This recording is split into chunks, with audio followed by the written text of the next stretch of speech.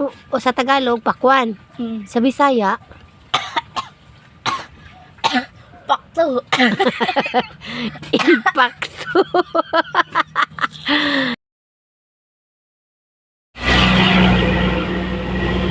Pagpili na.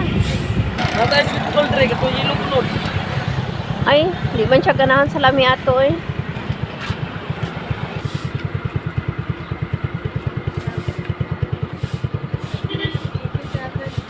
Arang-arang na lang.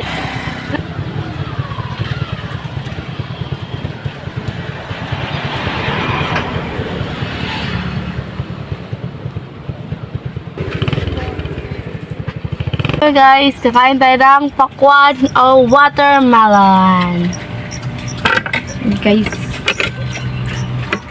marami kasing watermelon ngayon dito sa amin. So, bumili kami. And kakainin natin siya.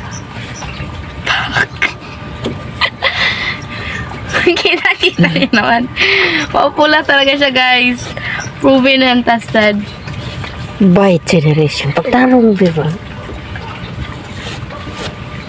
Yan na guys. Guys, excited na ako.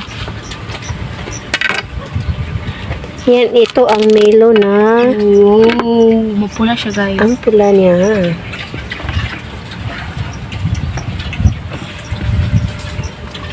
Mahigit 2 kilo to guys.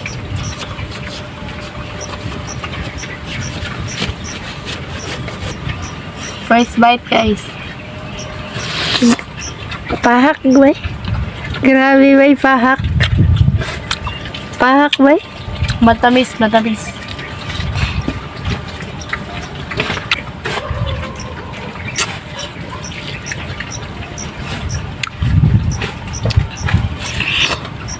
Mainit kasi ang panahon. Kaya, mas mabuti ang melon. Kasi ang dami na yung tubig, guys. Watermelon siya. O sa Tagalog, pakwan. Sa Bisaya, Pakto. impacto. Sa English, watermelon. Sa Tagalog, pakwan. Sa Bisaya, kasi ang Bisaya palagi nagsasabing, kain tayo ng watermelon. Pero hindi alam kung ano ang Bisaya ng watermelon. Wala naman atang Bisaya ang watermelon.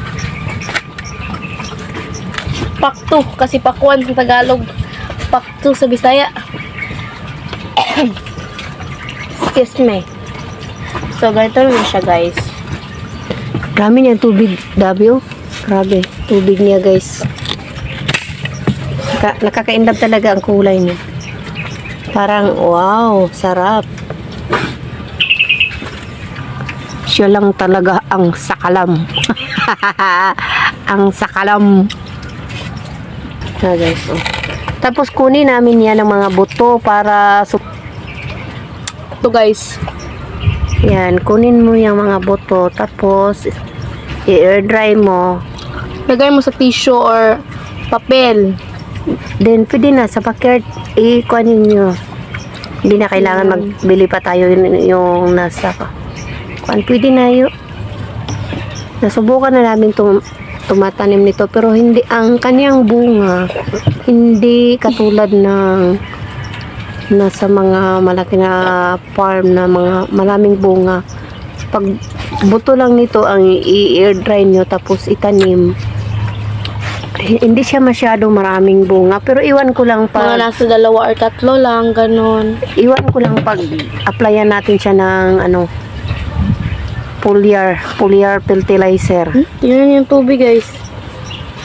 Foliar fertilizer. Lagyan natin baka magbigay din siya ng maraming bunga. Hindi ko masyado kuan pero nakatanim ako noon. May bunga naman siya pero hindi masyadong karamihan. And kayo ng prutas na may mga buto, subukan ng itanim. Pang backyard gardening lang guys.